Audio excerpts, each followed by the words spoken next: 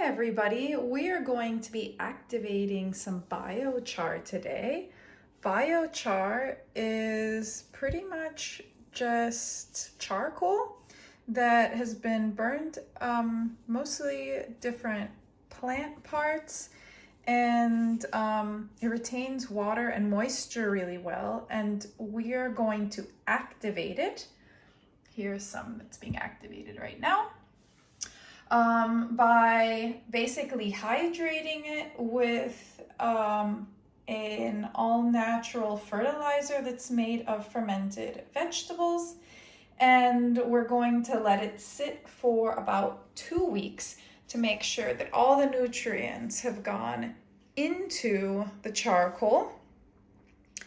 And this charcoal we're going to go ahead and spread out in the plant beds and in the garden downstairs, and we're going to be able to retain more moisture that way, as well as we're going to be able to retain more moisture that way, as well as more nutrients, which will then be given back to the plants in all theory for the next thousands of years. So we just poured in our liquid fertilizer. I'm just going to keep filling it up with some more water to make sure that the charcoal is covered.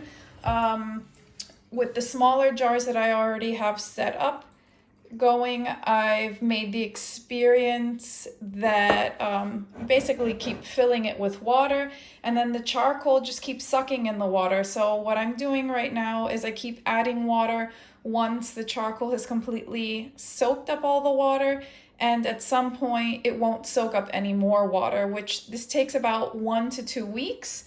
And then at that point we'll be able to add it to our garden compost or to the plants or the garden itself by either just putting it in when you put new plants, or by digging it into the soil before you plant anything.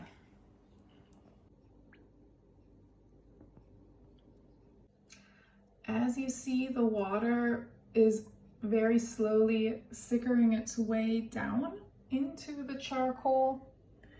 We will just keep adding water as we see necessary until it's completely hydrated.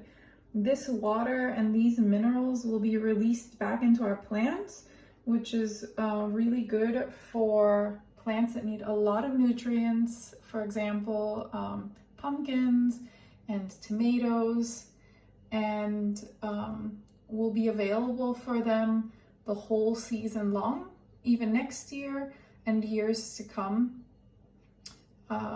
which will greatly benefit us because we are growing plants here on a balcony, and we don't have as many nutrients as if we were growing directly in the ground, where we could definitely depend much more on worms and other microorganisms.